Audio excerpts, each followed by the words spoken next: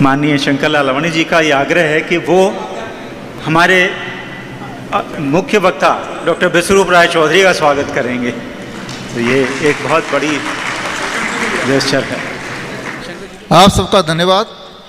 और अभी यहाँ के माननीय सांसद जी से मेरी मुलाकात हुई, स्टेज पे आपने देखा।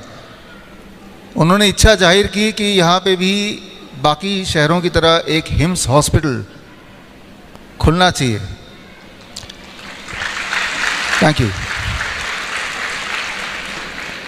मेरा ये मानना है दुनिया का सबसे अच्छा हॉस्पिटल हो सकता है या होता है आपका अपना घर।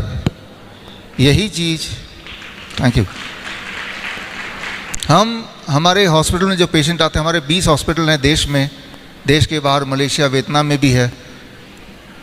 लेकिन अपने हॉस्पिटल में ऐसा कोई भी काम नहीं करते जो आप घर पे नहीं कर सकते। ज़्यादातर पेशेंट किडनी के आते हैं, कैंसर के आते हैं, डायबिटीज़ के तो आते ही हैं, हर तरह की बीमारी के आते हैं। जब मैं अभी आ रहा था, आप में से कुछ लोगों से मुलाकात हुई मेरी यहाँ पे, और आपने बताया कि कोई किडनी का पेशेंट यहाँ पे है, किसी को जॉइंट पेन है, अपने हाथ को दिखाया कि हाथ ऐसे ही रहते हैं। आप ही में से अभी अलग अलग बीमारियों की आपने बात की। तो इसका सलूशन क्या है, करना क्या होगा? करना आप ही को होगा। क्या होगा वो मैं आपको बताना चाहूँगा। अभी आपने देखा बच्चों को, जो इन्होंने परफॉर्म किया वो मैं तो नहीं कर सकता, लेकिन ये मेरे ख्याल से 8, 9, 10 साल के बच्चे थे। ये मेरी बेटी 10 साल की होने वाली है। और योगेश पुरोहित कहाँ पे हैं? यहीं पे हैं क्या? अभी स्टेज पे थे। तो और यहाँ पे डॉक्टर अंतिम जैन है। और मैं उनसे आग्रह करूँगा कि भाई मेरी बेटी को भी ये सीखना है, तो कैसे सीखना है। आप लोग खुशकिस्मत हैं कि आपके शहर में इस तरह के योग गुरु हैं। हमारे शहर में शायद नहीं है। अब पिछले 1-1.5 घंटे से आपने जो जो अभी देखा, यहाँ पे आ जाए, पिछले 2 स्पीकर ने जो बोला, मैं तीसरा, और मुझे बताया गया कि मैं अंतिम, इनका नाम भी अंतिम है और मैं अंतिम स्पीकर भी हूँ। तो मेरी रिस्पॉन्सिबिलिटी है जो उन्होंने बोला उसको जोड़ते हुए, आज का जो कार्यक्रम है उसको जोड़ते हुए आप जिस उम्मीद से आए हैं उस तक पहुँचे। इंटरेस्टिंग इम्पॉर्टेंट बात यह है कि जो उन्होंने बोला उन सब का कुछ ना कुछ मायने हैं, लेकिन अगर उसको 1 मिनट में जोड़ दिया जाए जिसका लेना देना सीधे आपसे है, तो वो गीता का 6वां चैप्टर का 7वां और 8वां श्लोक होगा। जितात मनः प्रशांतस्य परमात्मा समहितः शीतोष्ण सुख दुखेषु तथा मान अपमान योहो ज्ञान विज्ञान तृप्त आत्मा कुटोस्थ विजेंद्रिय युक्त अतियुक्त चे योगी सन लोष्ट शम कंचनः। बोलने का मतलब यह है कि भगवत गीता में योग का मतलब ये है कि एक ऐसी स्थिति जिस स्थिति में सुख में दुख में आपका मन एक जैसा हो, जिसमें सोना भी हो और पत्थर भी हो आपके पास, आपका मन एक जैसा हो, वही योग है। हर तरह की परिस्थिति में आपका मन एक ही जैसा हो, वही योग है। लेकिन अगर हम बोलें रियलिस्टिक लाइफ में ऐसा तो है नहीं। आपने भी सुना, एक एक्शन से दूसरा हम सब कनेक्टेड हैं, तो कुछ ना कुछ रिएक्शन होगा ही, चाहे वो पृथ्वी के दूसरे कोने में हो। साइंटिफिकली स्वामी जी ने एक्सप्लेन करने की कोशिश की, लेकिन इसका कनेक्शन हमारे जीवन से क्या है जो हम घर जाके कर पाएँ।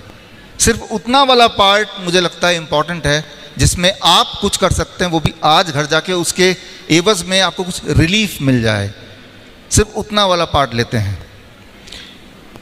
अभी आपने सुना माननीय सांसद जी शंकर लाल जी लालवानी जी से मेरी बात हुई, स्टेज पे बोला कि लगभग 48% आप में से ऐसे लोग हैं जो वैसे तो हेल्दी दिखते हैं, उनका रिपोर्ट हेल्दी नहीं दिखता। उन्होंने ये भी जिक्र किया कि वो मुझे भी व्हाट्सएप कर देंगे, और जो पूरे शहर में इन्होंने सर्वे किया, इंदौर एक साफ सुथरा शहर है, इसको खिताब मिला हुआ है। शुरुआत तो यहीं से होती है। जब तक शहर साफ नहीं होगा तब तक घर साफ नहीं हो सकता, और घर साफ होगा तभी आपकी हेल्थ साफ होगी। ये कनेक्शन है, उसकी शुरुआत आपने कर ली है। यहाँ पे इन कड़ियों को जोड़ना है।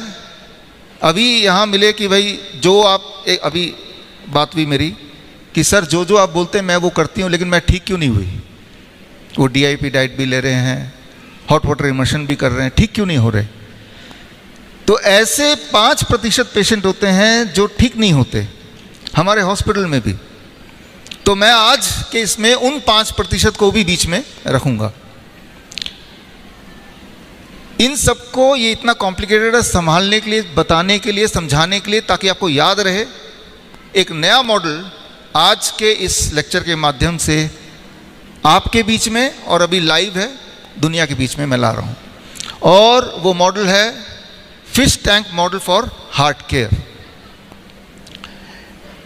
ये समझना आपके लिए ज़रूरी है, क्योंकि रह के अगर ये लगता रहे कहीं मैं बीमार तो नहीं हूँ, कहीं मैं मर तो नहीं जाऊँगा, क्या मेरी बीमारी ठीक होगी, कैसे ठीक होगी, इन सारे सवालों के जवाब ये फिश टैंक के अंदर छुपा हुआ है।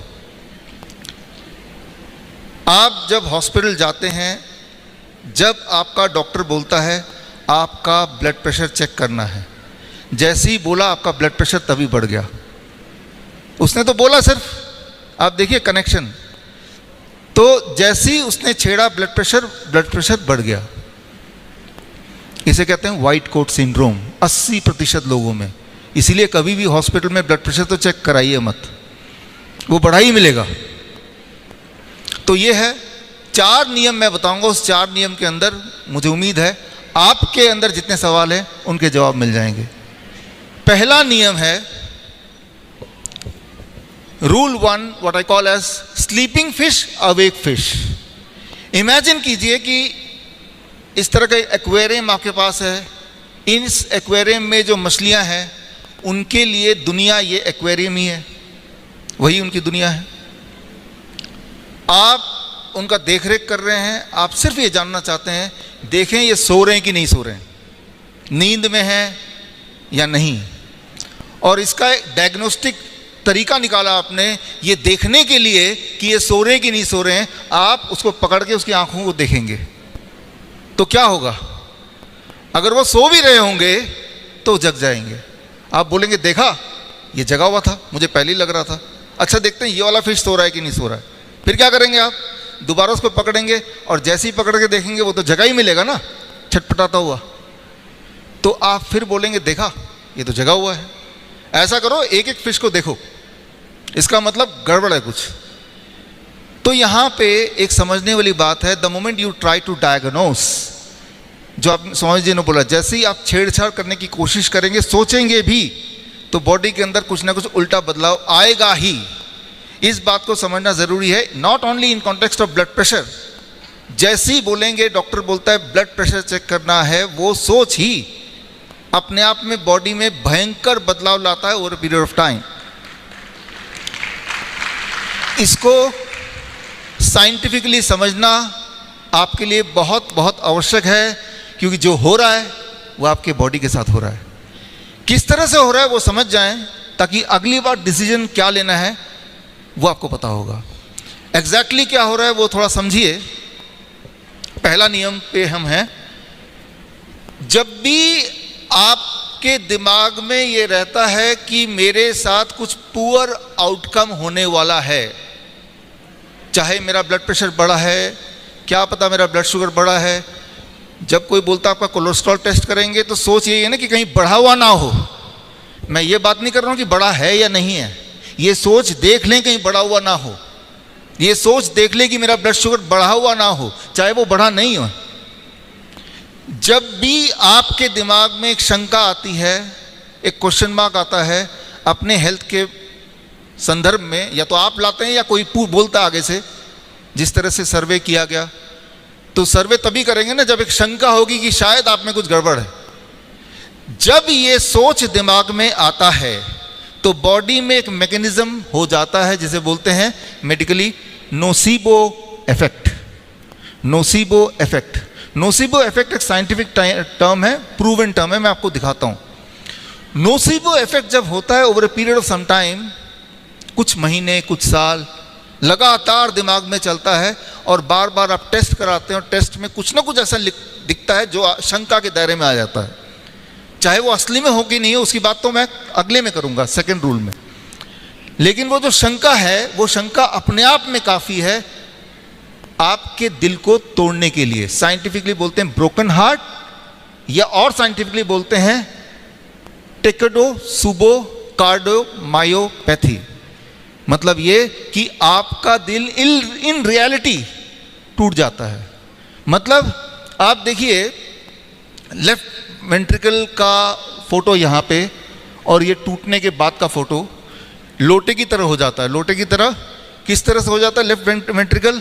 एक एग्जाम्पल देने के लिए इस तरह से, इसे बोलते हैं जापानीज भाषा में टेकोडोसुबो। टेकोडोसुबो मतलब कि उनके पास एक ऐसा लोटा होता है असली में जो वो नदी में डालते हैं ऑक्टोपस को पकड़ने के लिए। ऑक्टोपस जैसे ही अंदर जाता है वो बाहर नहीं निकल पाता क्योंकि उनके 8 पैर फंस जाते हैं। ये तो हार्ट का एक चैम्बर का शेप इस तरह का हो जाता है, और ऐसा ही बढ़ता जाएगा तो डेथ, इस तरह की डेथ को बोलते हैं वूडू डेथ। जो साइकोसोमेटिक, आपने पिछले दोनों वक्ता ने साइकोसोमेटिक वर्ड यूज किया था, the real term is voodoo death, right. तो ये लोटा मैं यहीं रख देता हूँ, इसकी ज़रूरत पड़ेगी। एटलीस्ट आपके सोच में, दिमाग में रखिए कि बीमार है नहीं अभी, लेकिन अगर आपने ये दिमाग में रख लिए, मैं बार बार टेस्ट करता हूँ, दिमाग में ये क्वेश्चन मार्क रखा, वो क्वेश्चन मार्क कैसे काम करता है? क्योंकि आप और मैं योगी नहीं है। योगी का मतलब मैंने अभी भगवत गीता के उससे समझा दिया था कि मन हमारा एक जैसा नहीं रहेगा, it will get influenced, right.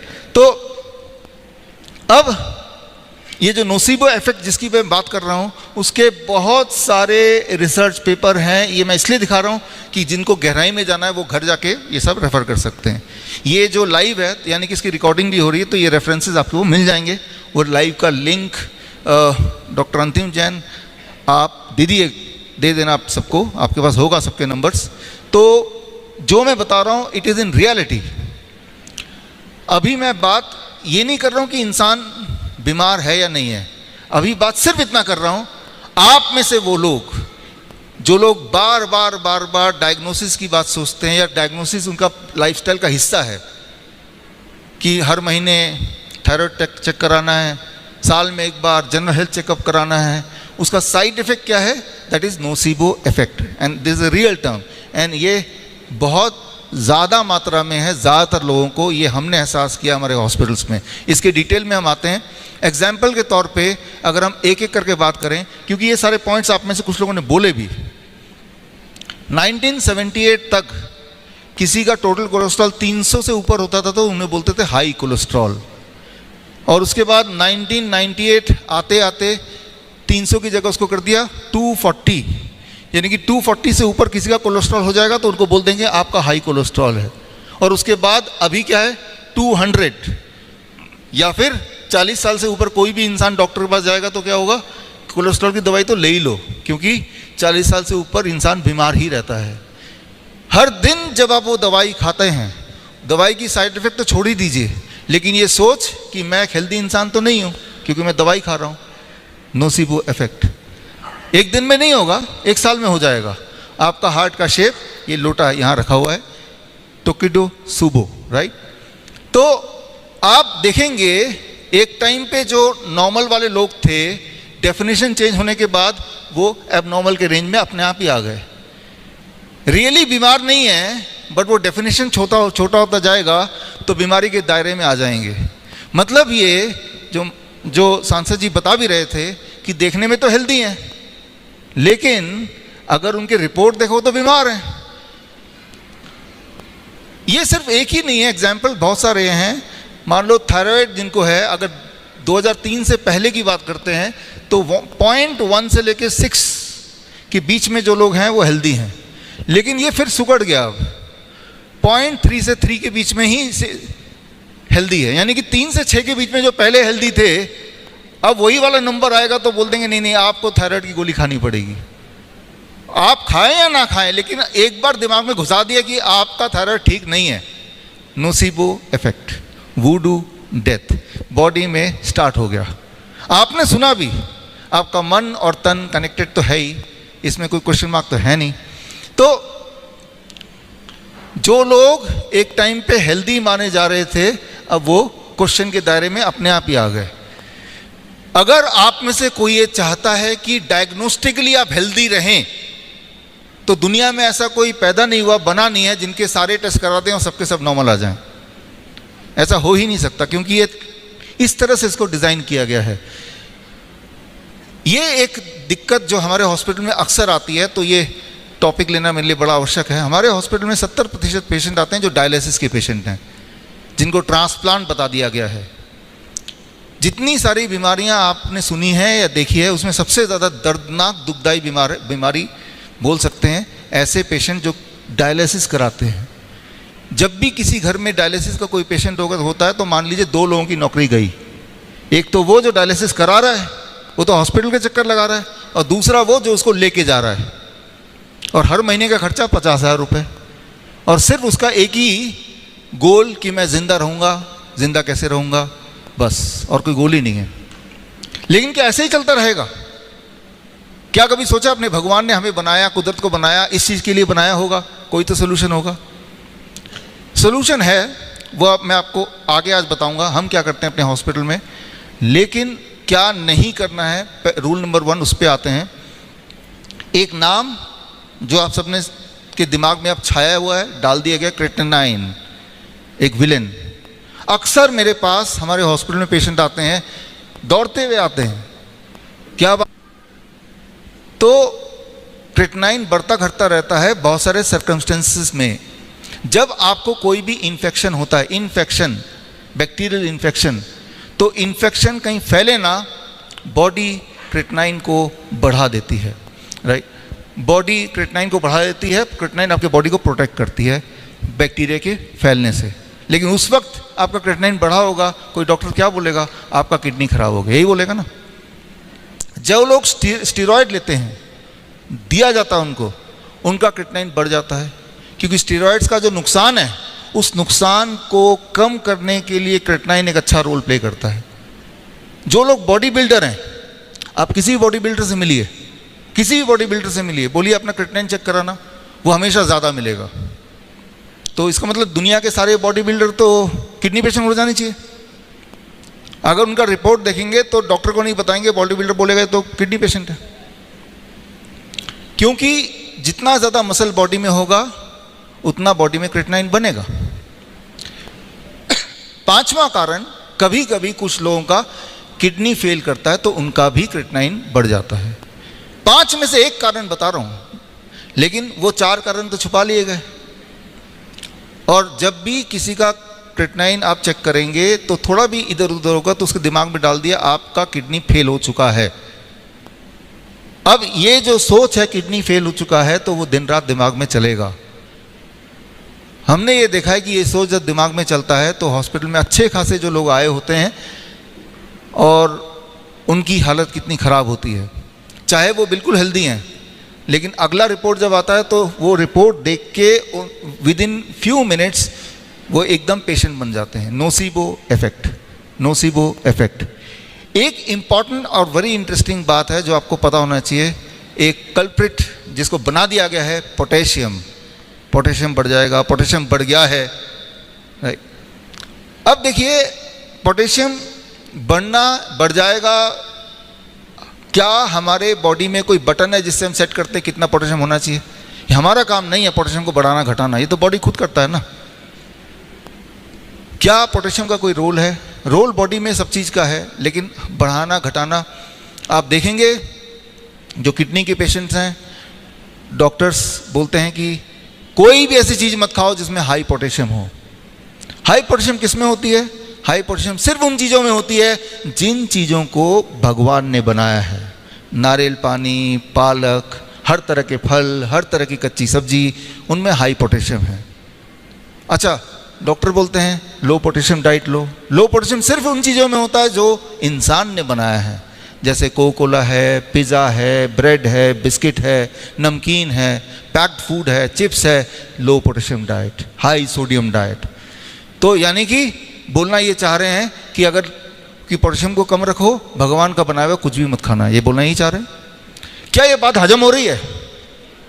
Right. लेकिन फिर भी हम पोटेशियम को कम करने के चक्कर में लग जाते हैं। हमारे हॉस्पिटल में आएंगे तो देखेंगे कि उल्टा ही हो रहा है। जो किडनी के रियल पेशेंट होते हैं, क्रेटनाइन बढ़ने वाले पेशेंट नहीं, जिनको रियल सिम्टम है, उनको हम नारियल पानी देते हैं खूब सारा, उनको हम पालक का जूस देते हैं, उनको हम टमाटर देते हैं। आप आइए कभी हमारे हॉस्पिटल में, और नतीजा कि वो ठीक होते चले जाते हैं। जिस प्रकार आम, अभी तो आम का सीजन है ना, आम जो डायबिटीज़ के पेशेंट हैं, जिनका ब्लड शुगर कंट्रोल नहीं होता है, जो इंसुलिन लेते हैं, जो दवाइयों पे हैं, अगर आपने ढेर सारा आम खा लिया तो आपका डायबिटीज़ ठीक हो सकता है, आपका ब्लड शुगर कंट्रोल आ जाएगा।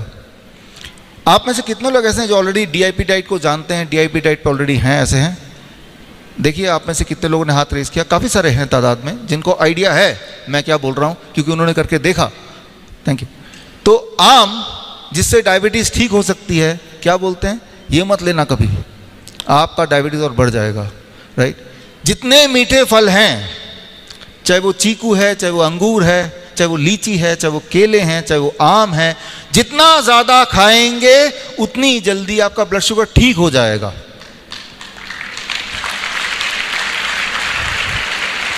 आप एक काम कीजिए, सभी के लिए है, खास तौर पे जो लोग इंसुलिन डिपेंडेंट उनके लिए तो है ही, कि सुबह खाली पेट जो आपको पसंद हो फल, आम का सीज़न तो अभी है, यही फ़ायदा है टाइम का भी, कि मैं एक ऐसे टाइम पे बता रहा हूँ जब अवेलेबल भी है, वो भी सस्ता।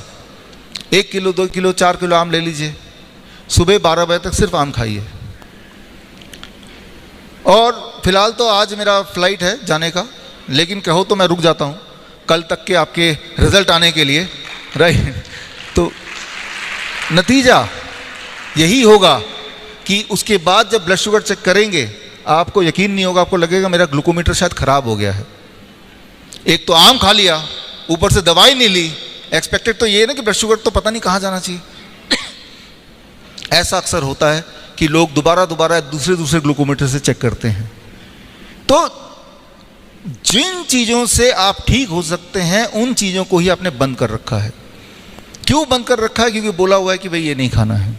तो मैं यहाँ पे बोलना चाह रहा हूँ, ये पोटेशियम के पे बात आई कि पोटेशियम एक लेवल से ज़्यादा होना नुकसानदेह ज़रूर है, लेकिन पोटेशियम कितना होगा ये इस पे निर्भर नहीं करता कि आपके डाइट में कितना पोटेशियम है।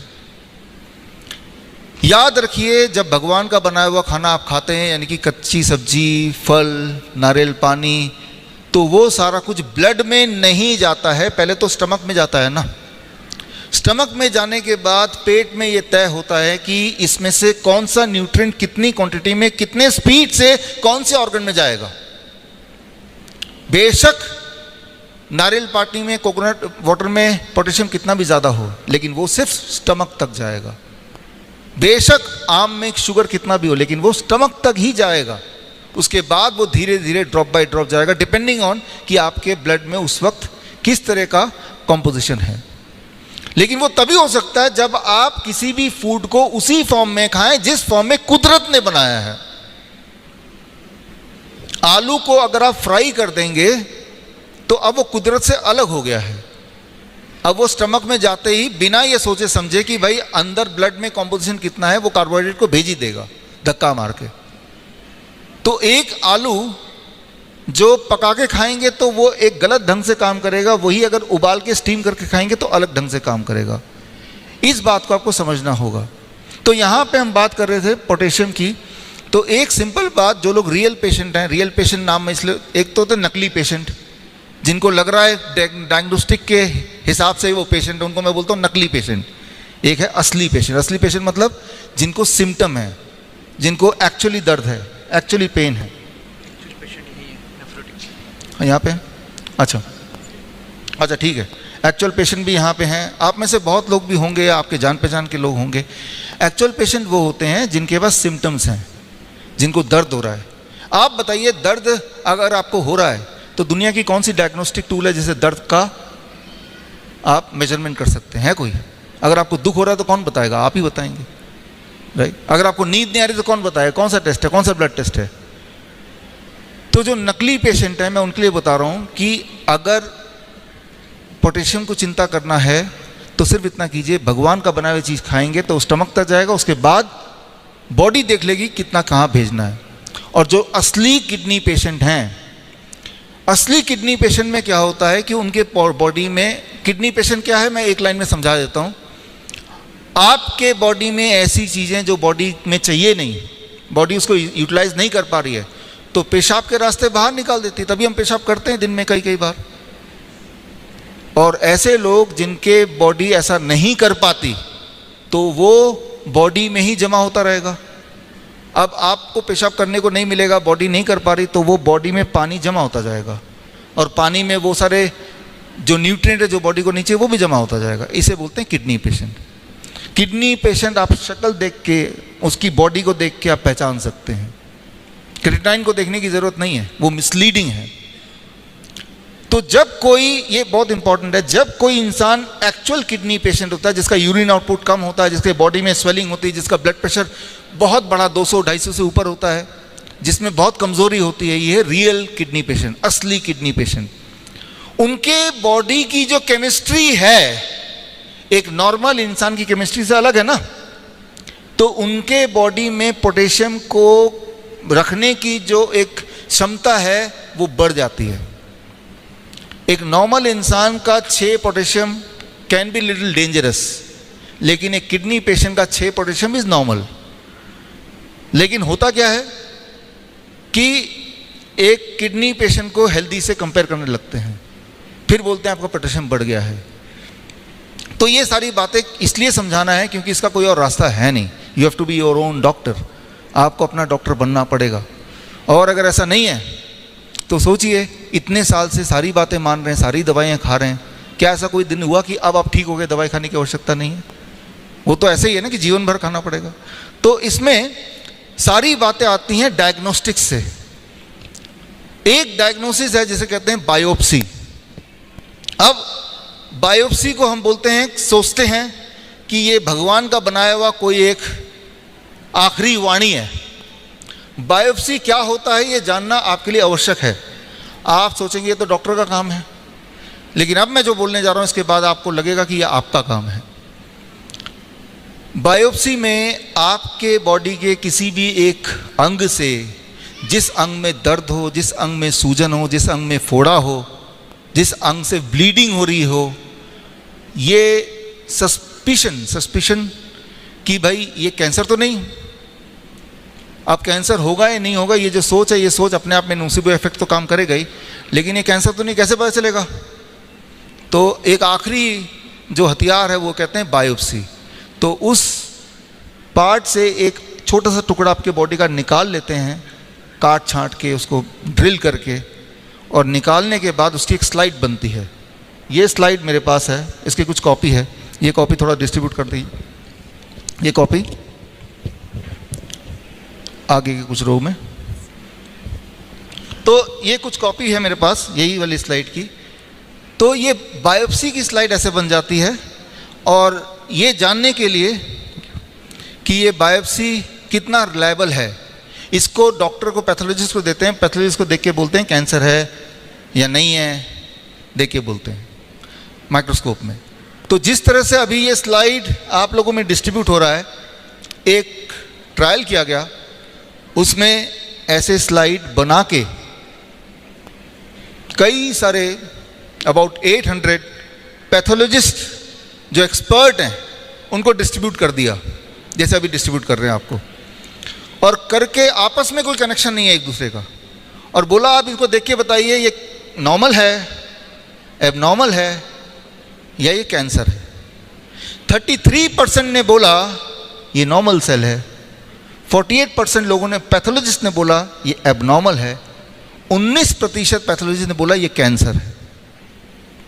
अब जरा सोचिए, वो 19% लोग जो उस वाले पैथोलॉजिस्ट के पास पहुंच गए जो कैंसर बोल रहा है, तो उनके दिमाग में बैठ गया ये डॉक्टर ने बोला ये बिल्कुल सही है, मैं कैंसर पेशेंट हूं, तो या तो वो ट्रीटमेंट कराएगा, कीमोथेरेपी, रेडिएशन वगैरह, या फिर वो ट्रीटमेंट नहीं कराएगा। दो ही चीज़ तो होंगे। अगर नहीं भी कराएगा, दिमाग में तो घुसा हुआ है ना, पेशेंट तो बना ही दिया ना उसको, जबकि ये रिलायबल तो है ही नहीं ना। अगर आप रिलायबिलिटी चेक करें इसका, तो बायोप्सी का सच क्या है, आप rabbit tortoise model for cancer के, और उसमें मैंने दुनिया भर के सारे रिसर्च पेपर जोड़ के कंक्लूजन दिया हुआ है, पढ़िए उसको, उसका लिंक मैं अभी दे दूंगा, फ्री डाउनलोड कर सकते हैं आप। तो मैं ये बोलना चाह रहा हूँ कि बायोप्सी कभी भी किसी को किसी भी हालत में नहीं करना चाहिए, क्योंकि बायोप्सी से मकसद तो ये ना ये पता करना कि कैंसर है या नहीं है, जबकि बायोप्सी से ये पता नहीं चल सकता। वो उतना ही है कि आप किसी छोटे बच्चे को दे दें कि बेटा बताना ये नॉर्मल है, एबनॉर्मल है, कैंसर है, वो जहाँ हाथ रख दे वही मान लो आप, उतना ही वो ट्रू है। सुनने में बड़ा अजीब लग रहा है, लेकिन ज़रा सोचिए ये लाइव भी हो रहा है, हज़ारों लोग यहाँ पे हैं, राइट। तो ऐसी कोई बात जो सच ना हो इस स्टेज पे बोल के वो इंसान ज़िंदा बच नहीं सकता, राइट। तो इसमें सत्यता है, इसकी चिंता मत कीजिए, सारे सबूत उस किताब में है जो जिसका नाम लिया वो आप पढ़िए। मेरे लिए बोलना और स्ट्रांगली बोलना ज़रूरी है, क्योंकि जब भी आप बायोप्सी कराते हैं तो भीषण पेन होता है, पहली बात, और बायोप्सी की वजह से कई बार पंचर हो जाता है, वहाँ से ब्लीडिंग हो जाती है, और कई बार डेथ भी हो जाती है। तो एक ऐसा डायग्नोस्टिक जिसका कोई यूज़ है नहीं, और बायोप्सी से कैंसर भी हो जाता है, असली में वहाँ फैलने लगता है, असली में दर्द बढ़ने लगता है, असली में ट्यूमर ग्रो करने लगता है, असली में जो दिखाई दे सकता है, जो फील कर सकते हैं, जिसके लिए कोई डायग्नोस्टिक की ज़रूरत नहीं है। तो बायोप्सी एक तरीका है आपके दिमाग में और आपके तन में कैंसर को घुसाने का। जितने सारे सबूत हैं, मैं मेडिकल साइंस के साथ हूं, क्योंकि मैं मेडिकल साइंस की सबूत दे रहा हूं, राइट। मैं मेडिकल इंडस्ट्री की बात कर रहा हूं कि अभी प्रैक्टिस क्या चल रही है। ब्लड प्रेशर जो एक कॉमन बात है, इस पे बात कर लेते हैं, क्योंकि हम में से सभी को आदत है कि ब्लड प्रेशर चेक करा लेते हैं, वो एक रूटीन बन गया। इसका छोटा मशीन भी है तो और आसान हो गया। आप क्या ब्लड प्रेशर नॉर्मल है, अगर आपको यही पहला सवाल है, दुनिया में बहुत सारी एजेंसीज़ हैं जो नॉर्मल ब्लड प्रेशर क्या है इस पे काम करती है।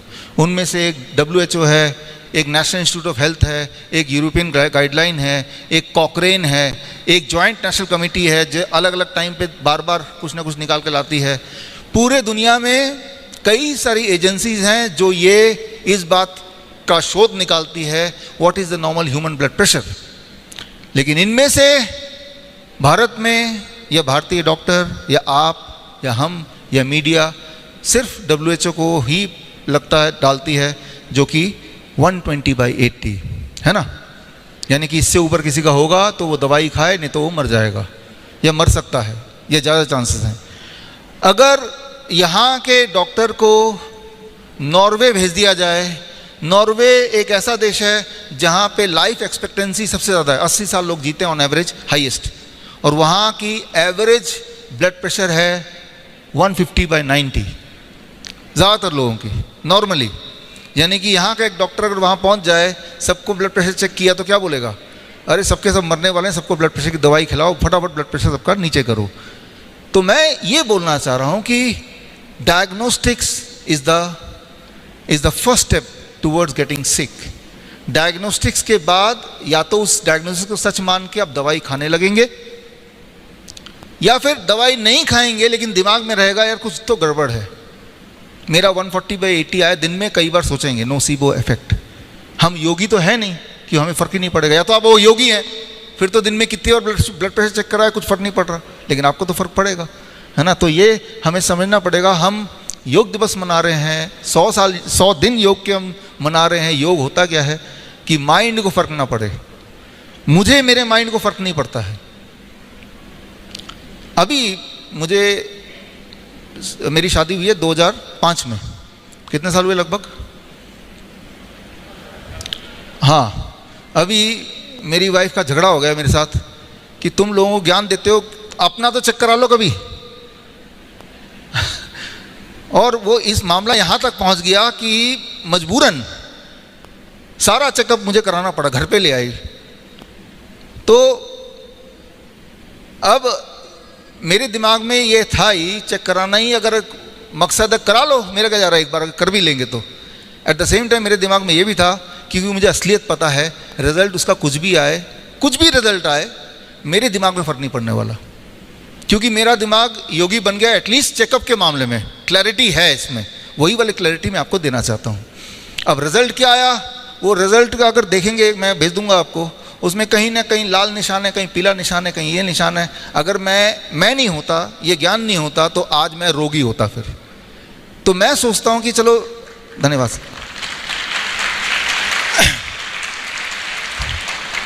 मेरी पत्नी जो कि मेरे साथ है, इतने सालों से साथ ही काम करते हैं, सब कुछ है, अगर वो भी उन चक्करों में पड़ सकती है तो आपकी हालत क्या हो रही होगी।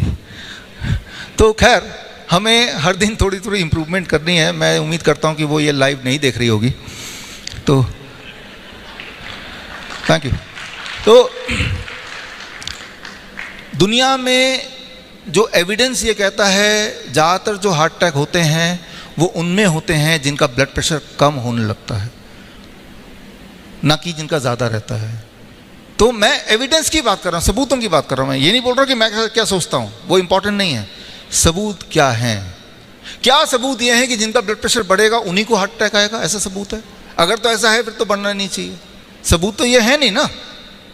ब्लड प्रेशर ज़रूरत से कम तभी हो सकता है जब आप दवाई लेके उसको घटाएंगे, अदरवाइज नहीं हो सकता। ब्लड प्रेशर बॉडी को कितना रखना है वो बॉडी को पता है, उसको इंटरफेयर करेंगे मेडिसिन से। आप हार्ट को इंटरफेयर कर रहे हैं, किडनी को इंटरफेयर कर रहे हैं, लंग को इंटरफेयर कर रहे हैं, क्योंकि ये तीनों मिलकर डिसाइड करते हैं इस वक्त आपका ब्लड प्रेशर कितना होना चाहिए। अब देखिए, मैं पीछे मुड़ता हूँ, यहाँ एक सांप दिखता है मुझे अचानक, तो क्या होगा? एकदम मैं डर जाऊँगा, मैं जंप करूँगा। इस वक्त अगर कोई मेरा ब्लड प्रेशर चेक करे तो कितना आएगा? 200/100। इतना ब्लड प्रेशर मुझे चाहिए उस सांप से लड़ने के लिए या भागने के लिए? Are you getting my point? यही मेरा नॉर्मल ब्लड प्रेशर है इस वक्त इस सांप से लड़ने के लिए। तो मेरा ब्लड प्रेशर 200/100 वो कैसे हुआ? किसने किया? हार्ट, लंग, किडनी, ब्रेन लगातार नजर बनाए हुए हैं मेरी परिस्थिति के हिसाब से कितना ब्लड प्रेशर कर दूं ताकि इंसान जिंदा रहे। Right, thank you. अब मान लो मैं ये तय कर लेता हूं कुछ भी हो जाए, मेरा ब्लड प्रेशर 120/80 से ऊपर नहीं होना चाहिए, क्योंकि WHO ने ऐसा बोला है। अगर ऐसा कोई मैकेनिज्म होता मेरे बॉडी में जिससे मैं 120/80 रख पाऊं या दवाई खा के रख लूं, तो रिएक्शन कैसे होगा? एक सांप यहां देखूंगा अचानक, अच्छा सांप है, कोई बात नहीं, काट लो। तो बचाव के लिए जो रिएक्शन है वो रिएक्शन मैं दे नहीं पाऊंगा। रिएक्शन देने के में मेरे ब्लड प्रेशर ज़्यादा होना पड़ेगा। इसे कहते हैं फाइट और फ्लाइट एक्शन, राइट। तो ये चीज़ें जंगल में, जब जंगल में इंसान जीता था, अभी जंगली जानवर जंगल में जीते हैं, जैसे वो शेर की आवाज़ सुनता है या उसकी एक छोटा सा भी उसको एहसास होता है, एकदम से उसके बॉडी के अंदर ब्लड प्रेशर, हार्मोनल चेंजेस हो जाते हैं ताकि वो फाइट या फ्लाइट के लिए तैयार हो जाए। तो ब्लड प्रेशर को इंटरफेयर करेंगे तो यानी कि आपने लंग के साथ, हार्ट के साथ, किडनी के साथ, ब्रेन के साथ, सबके साथ इंटरफेयर कर लिया। तो ये बहुत खतरनाक बात है। तो इसको समझिए। हमारा मित्र है वियतनाम में, वो प्रोफेसर है मेडिकल कॉलेज में। वो जब मेडिकल कॉलेज में पढ़ाते हैं तो किस तरह से पढ़ाते हैं, वो मैं आपको थोड़ा एग्जाम्पल दे रहा हूँ। इस तरह पढ़ाते हैं। पहला दिन का लेक्चर मेडिकल कॉलेज के नए स्टूडेंट्स के लिए कि आज का लेक्चर मैं ब्लड प्रेशर को कैसे घटाना इस पे दूंगा। इसमें सबसे इंपॉर्टेंट जो दवाई है उसे कहते हैं डाययूरेटिक। तो डाययूरेटिक देने से ब्लड प्रेशर घट जाता है, लेकिन कई बार डाययूरेटिक देने से patient erectile dysfunction, impotency, lethargy, weakness, ये सारे कंप्लेन करता है। Abnormal rhythm, nausea, vomiting, headache, dizziness, ये सारे साइड इफेक्ट भी हो सकते हैं। लेकिन चिंता की बात नहीं है, इसकी भी दवाई फिर है अब हमारे पास। और अगर इम्पोटेंसी, इरेक्टाइल डिस्फंक्शन बोल दे तो व्याग्रा दे देना। लेकिन व्याग्रा जब देंगे पेशेंट को तो कुछ पेशेंट आएंगे जो बोलेंगे मुझे हेडेक हो गया, डिजीनेस हो गया, रनिंग नोज हो गया, इंडाइजेशन हो गया। लेकिन घबराने की बात नहीं, इनके लिए भी दवाई है हमारे पास। और हेडेक हो गया तो पैरासीटामोल दे देना, लेकिन पैरासीटामोल देंगे तो पेशेंट कई बार आ जाएंगे, कॉन्स्टिपेशन हो गया, एलर्जिक रिएक्शन हो गया। लेकिन चिंता की बात बिल्कुल भी नहीं है, उसके लिए भी हमारे पास दवाई है और उसको जेंटेक दे देना। लेकिन हाँ, जेंटेक देने से याद रहे कुछ पेशेंट ज़रूर आएंगे बोलने के लिए कि इंसोम्निया हो गया, नोजिया हो गया, डायरिया हो गया, कॉन्स्टिपेशन हो गया। लेकिन डरने की कोई ज़रूरत नहीं, उनके लिए भी हमारे पास दवाई है। जैसे प्रोकाइनामाइड है अगर किसी का बॉडी एबनॉर्मल रिदम हो गया, और प्रोकाइनामाइड का भी अपना साइड इफेक्ट है जैसे diarrhoea and loss of appetite. But need not to worry, कोई पेशेंट अगर ऐसा बोलेगा तो फटाफट उनको पकड़ा देना इमोडियम। हालांकि इमोडियम के भी 4-5 साइड इफेक्ट हैं। तो आप देखते जा रहे हैं किस तरह से एक पेशेंट ट्रैप में आ रहा है, राइट? यही होता है, यही हो रहा है। तो समझना होगा डायग्नोसिस इज ए ट्रैप। मैं ये नहीं बोल रहा हूं कि हम लोग बीमारी नहीं है, लेकिन बीमारी को पता कैसे करें और पता कैसे ना करें, इसको मैं क्लियर करना चाहता हूं। पहले तो पता कैसे ना करें ये मैं बता रहा हूं, फिर पता कैसे करें और ठीक कैसे करें ये मैं अगले 10 मिनट बताऊंगा। कैसे पता करना जानलेवा हो सकता है उसके कुछ नमूने दिए। पिछले 3 साल में आपने देखा, इन लास्ट 3 years, कि टेस्ट कराओ, कोविड टेस्ट कराओ। अरे मुझे तो कोई सिम्टम नहीं है, नहीं टेस्ट करा लो। पकड़ के कहीं भी टेस्ट कर रहे थे और टेस्ट में पॉजिटिव आ गया, लेकिन आप बोलेंगे मुझे तो कुछ भी नहीं है, ना बुखार है, ना जुकाम है, ना खांसी है। तो एक नई बीमारी का नाम बोल दिया, एसिम्प्टोमेटिक, और हमने मान भी लिया एसिम्प्टोमेटिक। अभी अंतिम जान ने बताया, यहाँ वृंदा है, यहाँ पे वृंदा, हाँ यहाँ पे एक बार यहाँ पे आके आप शक्ल दिखा दीजिए। देखिए वृंदा हैं जिन्होंने उस दौरान जब दुनिया बोलती थी कोविड है, बिना मास्क के, बिना सैनिटाइज़र के, बिना किसी भेदभाव के, बिना किसी छुओछात के हज़ारों लोगों के पास गई और उनका रिकॉर्ड हमने रखा। 60,000 लोग टोटल हैं, जिनमें हमारी एक नाइस एक्सपर्ट ये भी हैं, एक नाइस एक्सपर्ट उधर भी बैठे हुए हैं, राइट? एक बार हाथ रेस करें, आप भी, आप ही के शहर के हैं। Thank you. और भी नाइस एक्सपर्ट हैं यहाँ पे, एक बार खड़े हो जाएं एक बार। ये आपके शहर के हैं और बिल्कुल जिंदा हैं। एक पीछे भी हैं, बिल्कुल जिंदा हैं। तो थैंक यू। कि अगर छुआ तो कोविड हमें हो जाएगा, कैसे पता चलेगा हो गया कि नहीं? बुखार तो नहीं हुआ, जुकाम तो नहीं हुआ, टेस्ट करेंगे, जुकाम तो नहीं हुआ, टेस्ट करेंगे, कोविड टेस्ट। तो ये जो कोविड टेस्ट होता क्या है, उसमें पॉजिटिव नेगेटिव आता कैसे है, कभी सोचा आपने? हमने इसका एक एक्सपेरिमेंट किया। एक्सपेरिमेंट कुछ ऐसा कि हमने कुछ सैंपल कलेक्ट किए, खरगोश के सैंपल, फिर कुत्ते के सैंपल, और ऐसे कुछ पक्षियों के सैंपल, कुछ फल के सैंपल, मच्छर के सैंपल, मक्खी के सैंपल, बहुत सारे सैंपल कलेक्ट किए छोटे छोटे शीशी में, और government authorised covid test lab में पहुंच गए कि कुछ इंसानों के सैंपल है, देखिए इसमें से कौन सा कोविड पॉजिटिव है। और जब हमने टेस्ट किया, हमें तो आइडिया था ही, और ये प्रूव हो गया, उसमें से खरबूजा कोविड पॉजिटिव निकला, मच्छर कोविड पॉजिटिव निकला, कुत्ता कोविड पॉजिटिव निकला, बंदर कोविड पॉजिटिव निकला। और इसके सारे आंकड़े हमने इकट्ठे किए, इस किताब में डाल दिया। और ये किताब की कॉपी मेरे पास यहाँ पे है। ये किताब, इज इट देयर? ओके। सो ये किताब अगर आपको पढ़ना है तो bishrup.com/ebook अमेजन में भी मिल रहा है, बट फ्री में भी आप इसे पढ़ सकते हैं। तो आपके पास, हाँ, इसकी एक कॉपी है, ये एक कॉपी सर को देना चाहता हूँ मैं।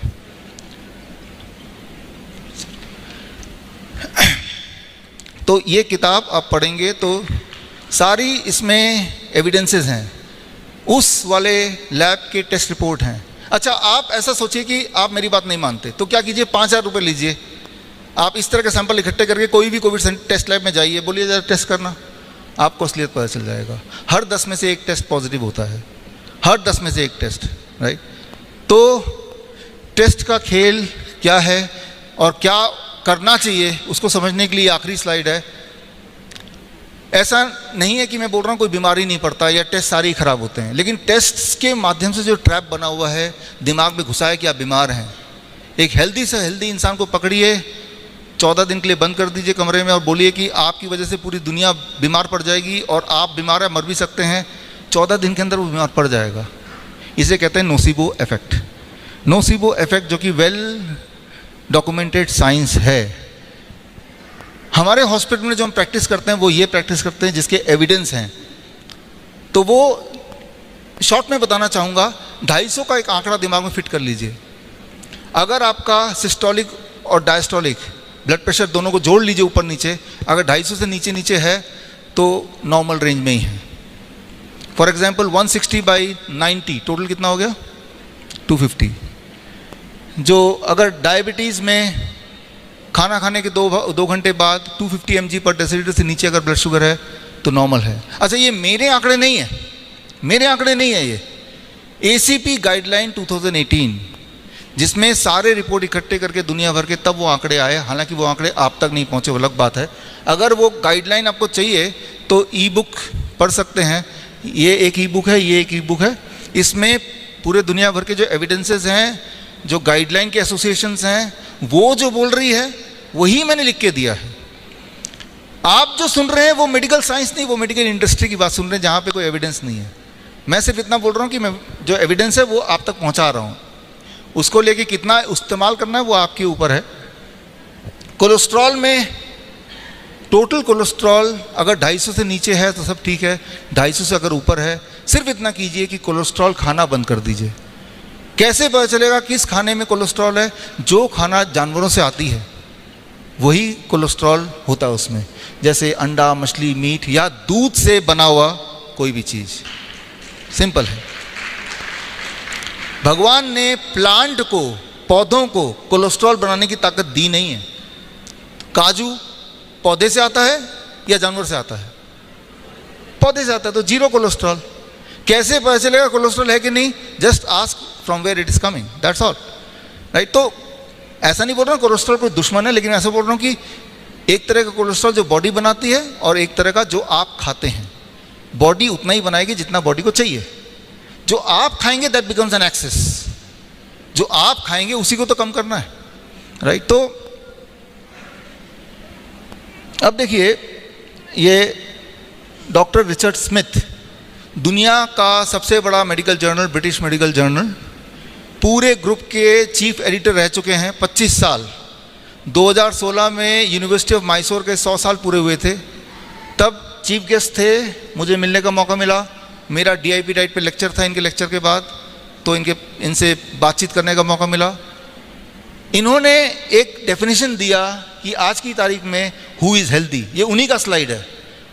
हेल्दी वही है जिसने डायग्नोस्टिक्स टेस्ट खूब सारे नहीं कराया हो।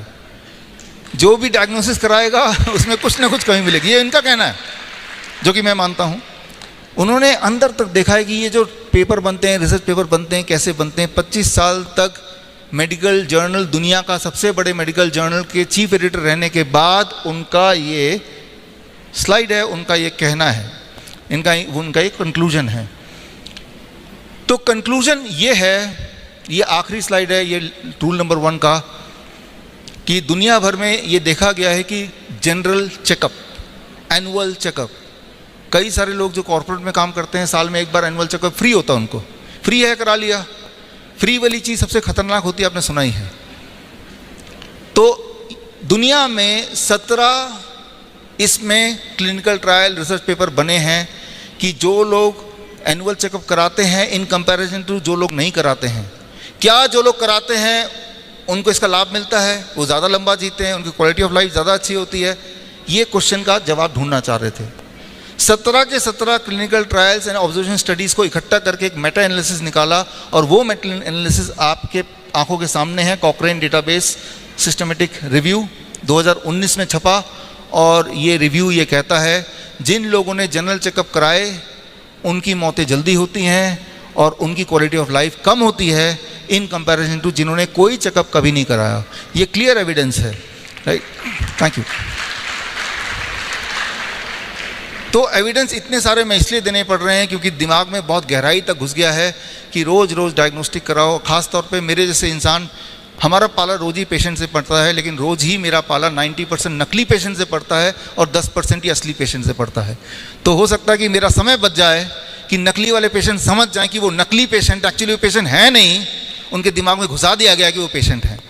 आप पेशेंट सिर्फ तभी हैं जब आपके बॉडी में कोई सिम्टम है। याद रखिए, अगर आपको कोई दर्द है, कोई पेन है, नींद नहीं आ रही, डिप्रेशन में है, यू आर रियल पेशेंट। अगर आपको कोई तकलीफ नहीं है, मैं पेशेंट से पूछता हूँ कोई तकलीफ है, बहुत सोच के बोलते हैं कि 4 दिन पहले हेडेक हुआ था, तो मैं समझ जाता हूँ ये नकली पेशेंट आ गया है, राइट? नकली पेशेंट को तभी नाम दिया गया पेशेंट, मतलब you have to have patience, right? तो आपको समझना पड़ेगा नकली पेशेंट असली पेशेंट में डिफरेंस क्या है। तो और नकली पेशेंट आते हैं हमारे हॉस्पिटल में, भर जाते हैं, हमें बहुत सारा पैसा भी देते हैं, राइट? तो उससे कमाई भी हो सकती है, राइट? लेकिन फिर भी at the end of the day, for the sake of humanity, सच्चाई तो यही है कि हम में से, मैंने ये देखा है कि अगर 100 लोग सोचते हैं बीमार हैं, उनमें से 10 ही लोग असली बीमार पेशेंट निकलते हैं। 90 लोग ऐसे हैं जो इस तरह के ट्रैप में फंसे होते हैं। ट्रैप से निकालने के लिए you need education, you don't need medication. Simple बात है ना? अब बढ़ते हैं ठीक कैसे होना। जो 10% असली पेशेंट हैं, जिनको चेस्ट पेन है मान लो, वो तो असली है ना, कि जब भी सीढ़ी चढ़ेंगे चेस्ट में पेन होगा, they are the true patients. जिनके पैरों में सूजन होती है, they are the true patient.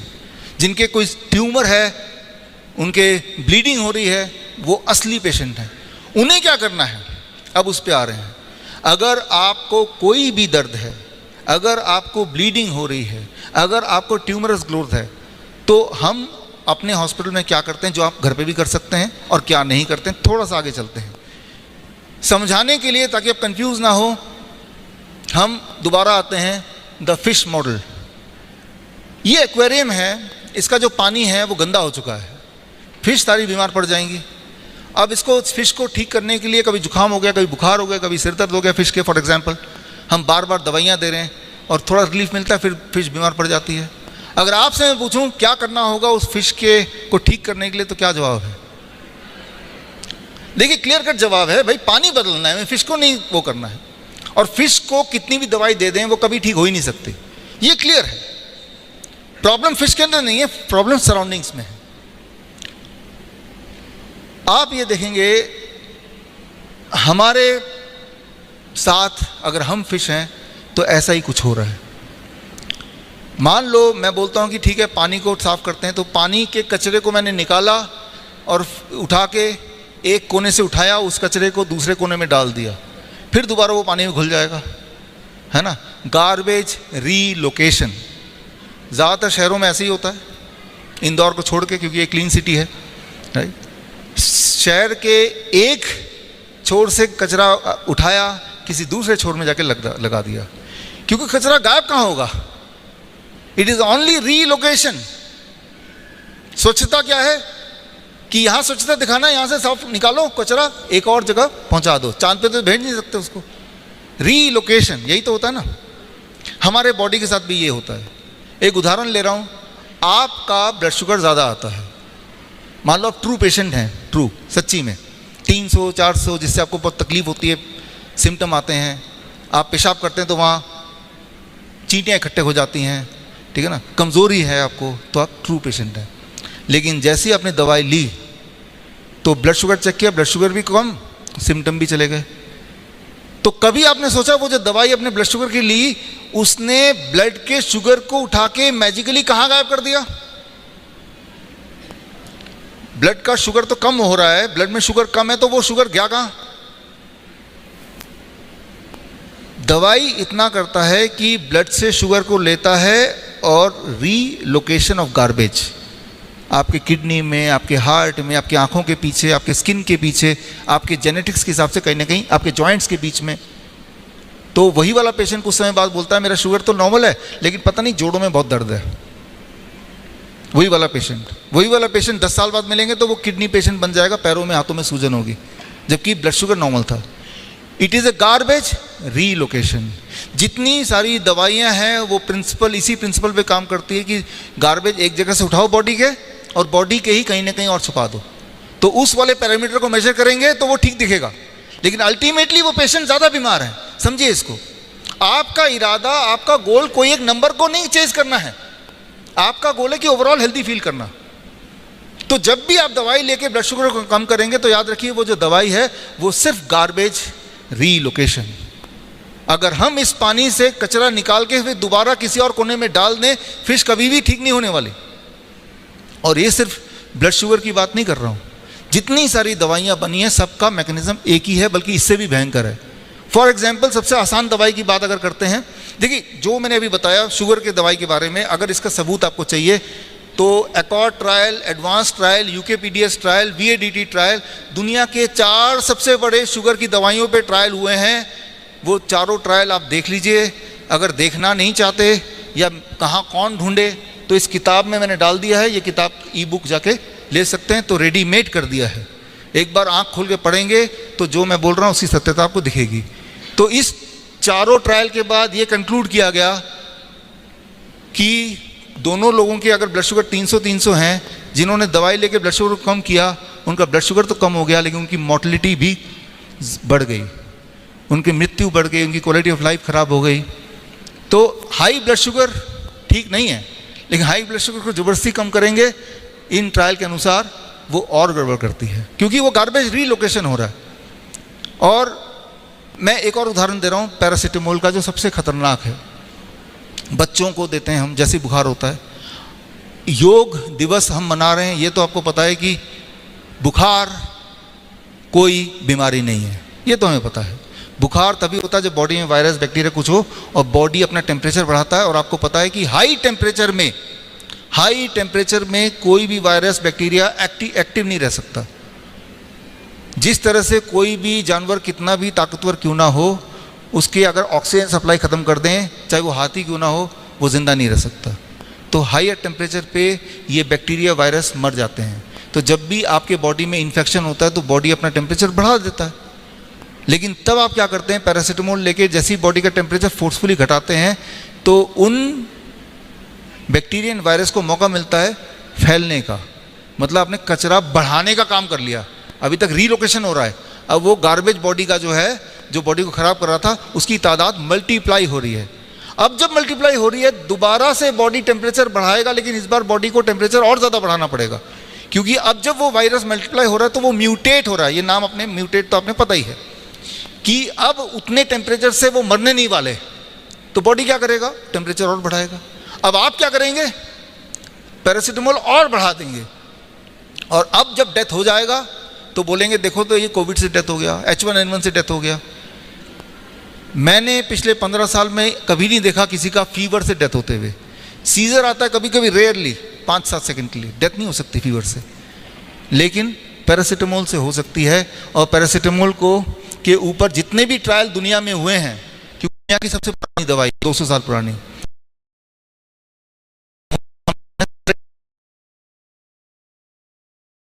करके पढ़ेंगे तो आप देखेंगे किसी भी ट्रायल में ये लिया वो जल्दी ठीक हो गए, उनको कॉम्प्लिकेशन आए, वो मर गए। और करें, दुनिया में 50% जो लीवर फेलियर के केसेस हैं उसका कंट्रीब्यूशन सिर्फ एक दवाई को है, पैरासीटामोल। इसीलिए इस दवाई को दुनिया का सबसे डेंजरस दवाई का खिताब मिल चुका है। ये तालियां पैरासीटामोल के लिए हैं। तो आप के लिए आसान है कि उसके लिए किसी से पूछना भी नहीं है, दुकान में जाना है, लेके वो जहर खा लेना है, बच्चे को भी दे देना है। एक पल के लिए लगता है कि टेम्परेचर कम हो गया तो थोड़ा आराम मिल गया, बट उसका कॉस्ट क्या दे रहे हैं आप? The cost is liver damage, cost is longer time to be ill. हमारा कोविड सेंटर था अहमदनगर में, चंडीगढ़ में, जहाँ पे पेशेंट्स आते थे और वहाँ पहला नियम ये था कि पूरे सेंटर में कहीं कोई पैरासिटामोल होना ही नहीं चाहिए, कोई ऑक्सीजन सिलेंडर नहीं होना चाहिए, कोई दवाई नहीं होनी चाहिए। और हमारे सेंटर में एक भी इंसान की डेथ नहीं हुई, एक भी नहीं। आयुष मिनिस्ट्री के लोग आए, ये क्या हो रहा है, जो प्रोटोकॉल बनाए हैं उनमें से सारे उल्टे ही कर रहे हैं, कोई मास्क नहीं लगा रहा, सैनिटाइज़र का मशीन ख़राब पड़ा हुआ है जो गवर्नमेंट ने दिया था, और सोशल डिस्टेंसिंग छोड़ी तो शादियां भी हो रही हैं। उन दिनों की बात कर रहे हैं जब लोग घर से नहीं निकलते थे, लॉकडाउन था, तब की बात कर रहा हूँ मैं। लेकिन उन्होंने 3 महीना ऑब्जर्वेशन स्टडी किया, फिर रिपोर्ट निकाला आयुष मिनिस्ट्री ने कि इस सेंटर में जो आए और ये सारे उल्टे फॉलो किए, मतलब सब घुले मिले एक दूसरे से, एक साथ ही रहे और नारियल पानी पिया, ऑरेंज जूस पिया और उससे सबके सब ठीक हो गए। ये रिपोर्ट दिया है, this report is with me. अगर आप चाहें तो आपको भी दे देंगे, मेरे विश्वरूप.com वेबसाइट में रिपोर्ट है। तो मैं ये बोलना चाह रहा हूँ कि दवाइयाँ गार्बेज को या तो रीलोकेट करती है या गार्बेज को बढ़ाने का काम करती है। फिर जब आप बीमार पड़ते हैं तो आपको ये नहीं पता चलता कि दवाई भी तो आप ही ने खाई थी। एक खतरनाक बात बोल के आगे बढ़ते हैं कि ठीक, तो अगर ये गड़बड़ है तो ठीक क्या करें, कैसे करें, हम आज घर जाके क्या करें। एक आखिरी एग्जाम्पल ये देना मेरे लिए आवश्यक है। हम अपने हॉस्पिटल में देखते हैं कि कैंसर पेशेंट्स की तादाद बढ़ती जा रही है। असली कैंसर पेशेंट, एक तो नकली वाले होते हैं जो बायोप्सी लेकर आए थे, बायोप्सी की रिपोर्ट बता रही है मैं कैंसर पेशेंट हूँ, उसकी बात नहीं, असली वाले। तो देखिए बॉडी में कैंसर कैसे बन सकता है, बन जाता है, आप कैसे ट्रैप में फंसते हैं, इस बात को समझिए। अब देखिए एक नया सिस्टम हो गया कि 40 वीडियो कर दीजिए, 40 साल की उम्र के बाद जितनी भी महिलाएं हैं ये प्रेरित किया जाता है कि आप मेमोग्राम करो। मेमोग्राम क्या होता है, बोला ये जाता है कि इससे ये देखना चाहते हैं कि आपकी बॉडी में कोई कैंसर तो नहीं। तो मेमोग्राम इस तरह से होता है जब ब्रेस्ट को 2 लोहे के इस तरह के वो प्रेस करते हैं, उतना प्रेस करते हैं जितने में आप बुरी तरह से दर्द ना हो, तब तक प्रेस करते रहें। It is very painful. अब ये प्रेस करके बताया जाता है कि हम ये देखने की कोशिश करते हैं कोई कैंसरस लाइजन बढ़ तो नहीं रहा, पहले से डायग्नोस कर लेते हैं। आप अपने घर में एक एक्सपेरिमेंट कर सकते हैं, आपको सच्चाई पता चल जाएगी बिना किसी नुकसान के। एक्सपेरिमेंट ये, आप कोई आम ले लीजिए फॉर एग्जांपल, या कोई संतरा ले लीजिए, कोई भी, इसको जो कि ताज़ा है, 2 आम ले लीजिए, एक को दबाइए हर जगह से, पूरी तरह दबाइए, दबा के आप छोड़ दीजिए। 4 दिन बाद देखेंगे तो जिसको आपने अच्छी तरह दबाया होगा वो बिल्कुल सड़ गया होगा, बदबूदार बन गया होगा, इन कंपैरिजन टू जिसको आपने दबाया नहीं। तो पता ही है हमें, जब ब्रेस्ट को दबाते हैं पेन होता है, अंदर के सेल टूट रहे हैं, इंजरी हो रही है, तब वो बनता है कैंसर। तो समझिए कि आप तो हेल्दी थे लेकिन आप चले गए भाई टेस्ट करते हैं। वो टेस्ट कैसे आपको आपके बॉडी में गार्बेज क्रिएट कर रहा है, गार्बेज क्रिएट कर रहा है। अब रियल ट्यूमर आया, अब रियल दर्द आया, अब ट्रू पेशेंट में बदल गया आप, you got converted into true patient. तो इनके सारे एविडेंसेस, हमारी जो नई किताब है rabbit tortoise model for cancer cure, इसमें सारे सबूत दिए हुए हैं। ये किताब ज़रूर पढ़िएगा, ये भी फ्री डाउनलोड कर सकते हैं, मैंने लिंक आपको दिया विश्वरूप.com/ebook। सारी किताबें मेरी सारे ऑनलाइन अमेजन वगैरह में है, लेकिन फिर भी मैं चाहता हूँ कि क्यों पैसा खर्चा करना, फ्री में आप you can download from my website, right. तो अब आते हैं फाइनल सोल्यूशन पे कि गार्बेज अगर बॉडी में ट्यूमर बनी गया है, बॉडी में शुगर एक्स्ट्रा है ही, बॉडी में हार्ट में कोई ब्लॉकेज आ ही गया है, तो अब क्या करें उसको ठीक से निकालने के लिए, क्या करें। मैं एक एग्जांपल देकर समझाता हूँ। किसी के पास पेन है, रिफिल वाला पेन, आप में से दीजिए।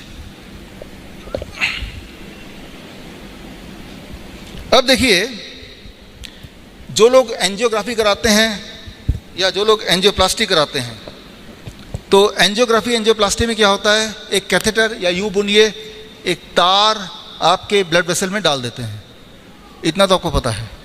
और अगर आपके कहीं पे भी कोई ब्लॉकेज है तो ब्लॉकेज टूट जाएगा, हट जाएगा, राइट। फिर एक वहाँ पे कोई स्टंट डाल देंगे, कोई रिंग डाल देंगे, तो ये आप ठीक हो गए, ऐसा मानते हैं। अब मानिए इस तरह के तार, और ये आपका ब्लड वेसल है और अंदर एक ब्लॉकेज है। अब जब ये बार बार जाएगा तो वो क्या हो, टूटेगा ना, ये तो बोलते ही हैं। अब वो गार्बेज टूट गया है, लेकिन गार्बेज बॉडी के अंदर ही है ना इस वक्त भी, तो क्या होगा, वो ब्लड में पूरे बॉडी में घूमेगा या घूमता है, और घूम के अक्सर वो ब्रेन में अटकता है। अब होता है ब्रेन स्ट्रोक। तो जब भी आप सोचते हैं, डायग्नोस करके देख लेते हैं, एंजियोग्राफी करा के देख लेते हैं, तो आप अपनी तैयारी कर रहे हैं ब्रेन स्ट्रोक करवाने की। जो लोग यहाँ पे साइंस के स्टूडेंट हैं या इंजीनियर हैं, जो लोग लॉजिकल सोच सकते हैं, एक गार्बेज ऑलरेडी है, ब्लॉकेज है, उसको ऐसे ऐसे बार बार करेंगे तो टूटेगा या नहीं टूटेगा, या तो टूट जाएगा। अगर वो टूट जाएगा तो पूरे बॉडी में वो ब्लड वेसल के अंदर ही है ना, गार्बेज बाहर तो निकला नहीं, राइट। तो अब वो जहाँ भी जाके फंसेगा, आपका वो वाला ऑर्गन खराब होगा, काम नहीं करेगा, आपको दर्द होगा, पेन होगा, मर जाएंगे, पैरालिसिस हो जाएगा, कुछ ना कुछ हो जाएगा। लेकिन कभी भी ये नहीं पता चलेगा, आपको बताएंगे नहीं, वो जो गार्बेज एंजियोग्राफी करने की कोशिश की गई थी, उसी की वजह से ये एक नया प्रॉब्लम आ गई है आपको। तो गार्बेज को बॉडी से बाहर अगर आपको निकालना है, तो निकालने का रास्ता वही होना चाहिए जो कुदरत ने आपको दिया है, ना कि वो रास्ता जो इंसान ने बनाया है, काटने छाटने का नहीं। एग्जाम्पल के तौर पे किस तरह से गार्बेज हमारे हॉस्पिटल में हम निकालते हैं, आप घर जाके क्या करेंगे। अब देखिए,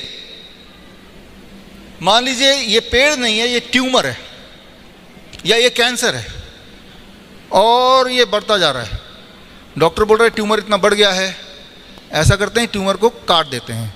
ठीक है जी, मैं ट्यूमर को, ये पत्ते हैं, मैंने इसको काट दिया, ट्यूमर निकल गया। लेकिन अब क्या होगा कुछ दिन बाद, क्या ट्यूमर खत्म हो जाएगा? ये पेड़ तो दोबारा से बढ़ेगा।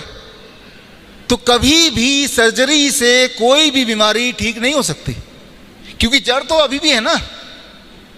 जब भी आप स्टोन को निकालेंगे, ट्यूमर को निकालेंगे, पेड़ तो वही है, पेड़ को खाना तो मिल रहा है, वो ट्यूमरस ग्रोथ का कारण वो तो वहीं का वहीं है।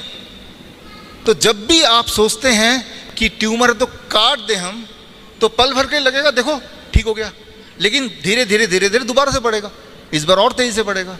आप समझ रहे हैं? तो ट्यूमर हो या किडनी स्टोन हो, गॉल ब्लैडर स्टोन हो, तो आप अगर उनमें से कि सर्जरी से कुछ कर लें, तो आप ये सोच रहे हैं कि पेड़ ज़्यादा बढ़ गया तो मैं काट लूँ और उम्मीद कर रहे हैं कि दोबारा नहीं बढ़ेगा, तो आप कुछ ऐसे ही सोच रहे हैं फिर, जो कि इलॉजिकल बात है।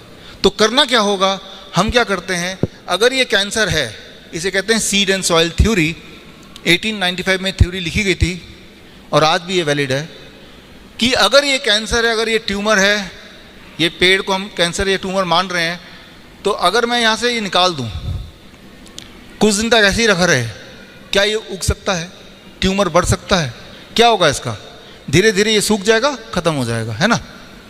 तो जो एनवायरमेंट है, जिस एनवायरमेंट पे वो ग्रो कर रहा था, उस एनवायरमेंट को बदल दो, उस चेंज कर दो उस एनवायरमेंट को। अगर आप ऐसा कर पाए तो ट्यूमर बॉडी ने बनाया है तो बॉडी डिसॉल्व करेगा, स्टोन बॉडी ने बनाया है, बॉडी डिसॉल्व करेगा, तो वो परमानेंट इलाज है।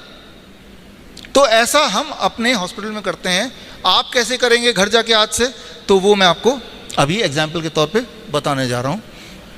हम अपने हॉस्पिटल जो करते हैं, बड़ा इंटरेस्टिंग है कि आपके बॉडी ने ट्यूमर को निकालने का, जो चीज़ बॉडी को पसंद नहीं है, जो चीज़ बॉडी में अटक गई है, वो स्टोन है, ट्यूमर है, क्रिएटिनिन है, पोटेशियम है, शुगर है, प्रोटीन है, कुछ भी हो सकता है। वो कोई भी चीज़ अधिक है तो बॉडी में कुछ ना कुछ गड़बड़ करेगी। तो पेशाब का रास्ता निकाला है जो फिर भी बंद हो गया। एक और रास्ता है, वो है आपकी तीसरी kidney. Third kidney is your skin. आपका स्किन के जो पसीना आता है उसका एक बूंद लीजिए और पेशाब का एक बूंद लीजिए, दोनों केमिकल एनालिसिस करेंगे तो आपको लगभग सेम मिलेंगे। आपके पसीने में भी क्रिएटिनिन होगा, शुगर होगा, प्रोटीन होगा, यूरिक एसिड होगा, यूरिया होगा, आपके पेशाब में भी यही होता है। तो हम अपने हॉस्पिटल में ऐसे पेशेंट, जो किडनी के पेशेंट हैं खास तौर पे, जिनके बॉडी में पानी जमा हो गया है, जो असली वाले पेशेंट हैं, जो बहुत कमज़ोर हो गए हैं, जिनकी पेशाब बंद हो गई है, जो हफ्ते में 2-3 बार डायलिसिस करना पड़ता है और ऐसा कई सालों से करते जा रहे हैं, जिनका आखिरी कगार पे आ गया ट्रांसप्लांट करना है, तो उनको हम क्या कराते हैं वो देखिए अगला। ये असली पेशेंट हैं, ये यूं ही नहीं बिठाया है, ये असली वाले पेशेंट हैं। ये हमारा जो हिम्स हॉस्पिटल है चंडीगढ़ का, ये सारे वो लोग हैं जो डायलिसिस कराते थे। तो हमने उनको ये गर्म पानी में बिठाया 40 डिग्री सेल्सियस, और पानी आप गौर करेंगे तो गले तक।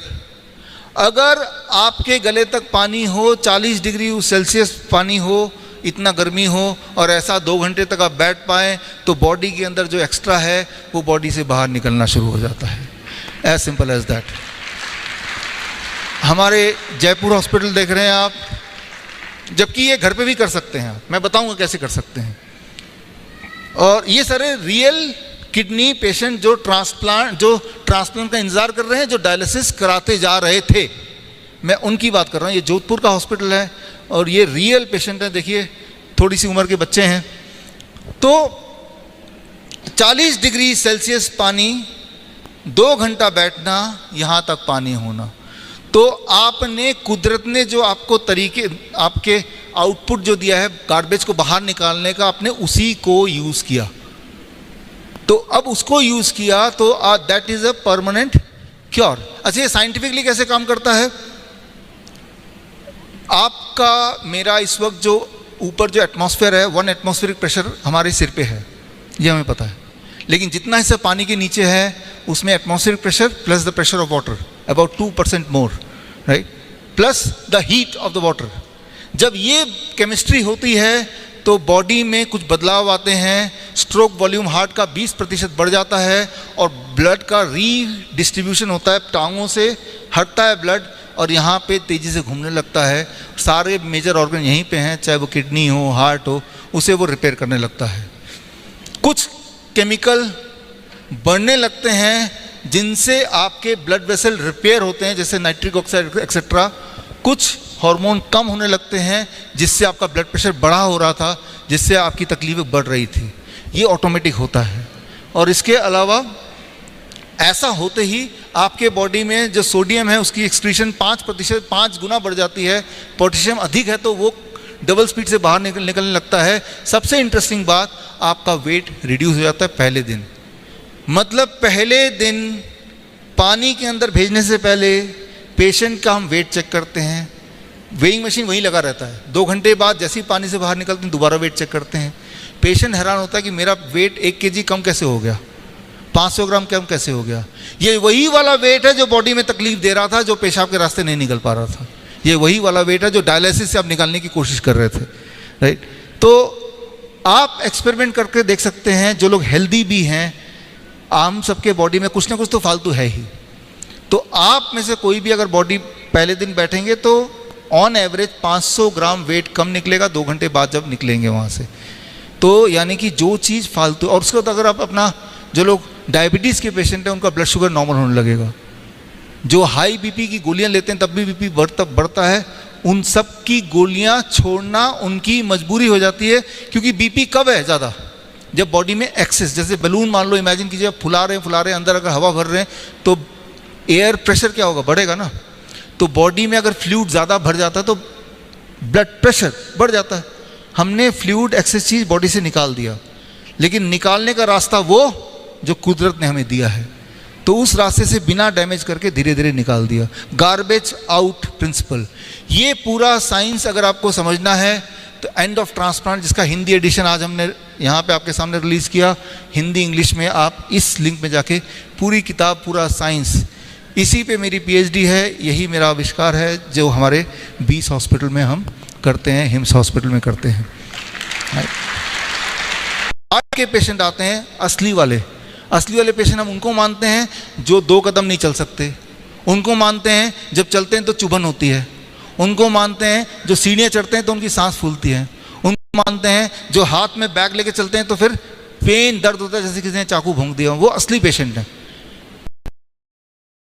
उनका बीपी बढ़ा ही रहता है 200 से 250, 250 टोटल, उससे बढ़ा रहता है दवाइयों के बावजूद भी, उनको मानते हैं।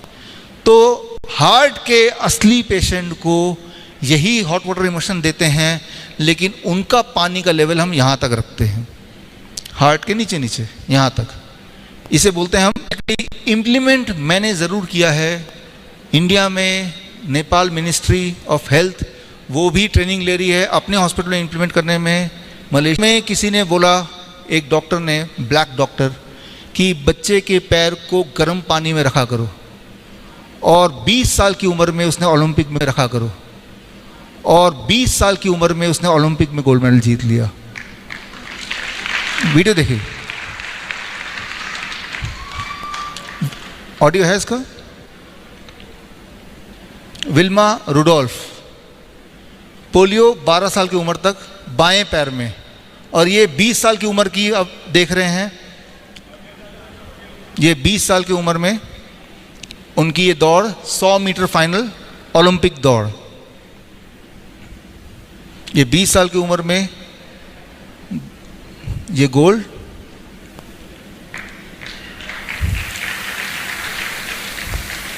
$200 मीटर फाइनल में 1960 में, उसमें भी गोल्ड।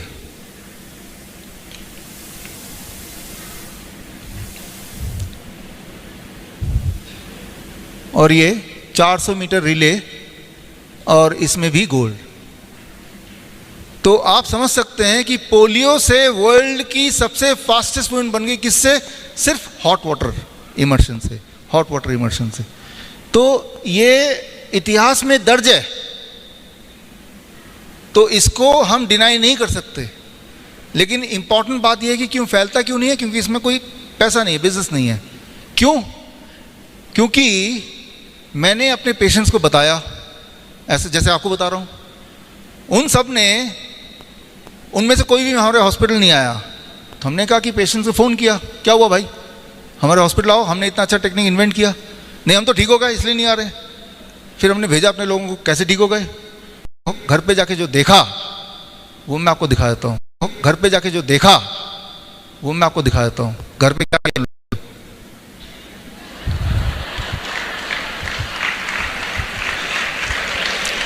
गर्म पानी से जुगाड़ में, साथ में एक बाल्टी रखा है, पानी जब ठंडा होता है, साथ में जो साथ वाले हैं पानी डालते रहते हैं।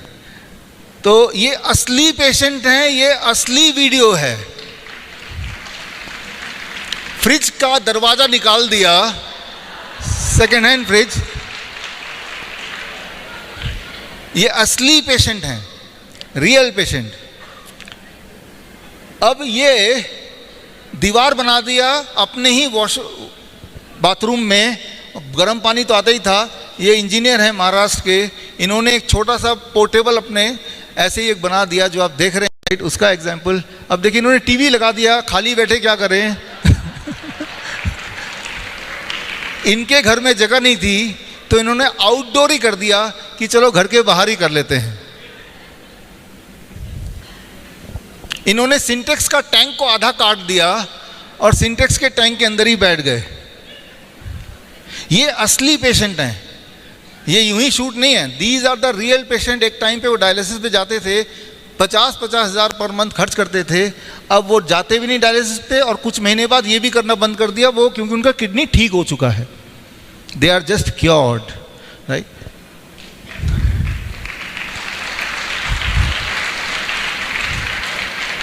इन्होंने अपनी बीवी के लिए सिंटेक्स का टैंक काटा और बीच में एक कुर्सी भी लगा दी ताकि बैठने में दिक्कत ना हो। तो हम अपने पेशेंट्स को इस तरह के वीडियोस भेजते हैं ताकि वो भी इनकरेज हो। और ये इन्होंने गड्ढा खोदा, और गड्ढे खोद के ये, इनमें से कुछ लोग हैं जिनके फ़ोन नंबर हमारे पास है। उन्होंने ये भी बोला कि अगर आप में से किसी को बनाना है तो आपके घर पे आके बना के दे जाएंगे 1500 रुपये से लेके 2000 रुपये में। नहीं, ये अजमेर का है, 18 साल का ये बच्चा है, और देखिए जुगाड़ से किस तरह से बनाया है। डायलिसिस पे जाता था 2 बार 3 बार, अब वो पूरी तरह से स्वस्थ है, बिना किसी डायलिसिस के, घर पे बैठे ही मुफ्त में, राइट। तो यानी कि इंसान ठीक हो सकता है, रास्ता वही होना चाहिए जो भगवान के दिए हुए रास्ते, उसको स्विच ऑन कर दो, उसको खोल दो, तो बड़ी सी बड़ी बीमारियां भाग सकती, निकल सकती है। हमारे जो कैंसर पेशेंट्स हैं, जिनको पेन होता है, मॉर्फिन खाए बिना या मॉर्फिन खाने के बाद भी पेन जाता नहीं है, उनको भी हम हॉट वाटर इमर्शन में बिठाते हैं दिन में 2 बार हॉस्पिटल में। और पेन जब मॉर्फिन खा के पेन जाता है तो पेन जाता कहीं नहीं है, पेन सप्रेस हो जाता है, आपको पता ही है। लेकिन जब इस तरह बिठाते हैं और पेन तब जाता है तो एक्चुअली जो बॉडी के अंदर तकलीफ थी वो ठीक हो रहा है, तो पेन जा रहा है। समझिए इस बात को। मॉर्फिन से पेन आप ख़त्म करेंगे तो हर बार आपके बॉडी में डैमेज ज़्यादा होगा। इस मेथड में हर बार आप थोड़ा थोड़ा क्योर होते चले जाएंगे, राइट। तो ये फ़र्क है, ना केवल आपको आराम मिल रहा है, ना केवल आपके पैसे बच रहे हैं, आप ठीक होने की तरफ बढ़ रहे हैं। तो चाहे वो किडनी फेलियर पेशेंट हो, चाहे वो कैंसर पेशेंट हो या हार्ट पेशेंट हो। हार्ट पेशेंट में क्या होता है, उनके कोलैटरल सर्कुलेशन खुलने लगते हैं, जो छुपे हुए हैं वो स्विच ऑन हो जाते हैं, वो खुलने लगते हैं। और वो जब खुलने लगते हैं तो पुराने ब्लड वेसल अगर वो ब्लॉक्ड भी हैं तो उसका फ़र्क नहीं पड़ता है। भगवान ने, नेचर ने हम सबको कोलैटरल आर्टरीज दिया हुआ है।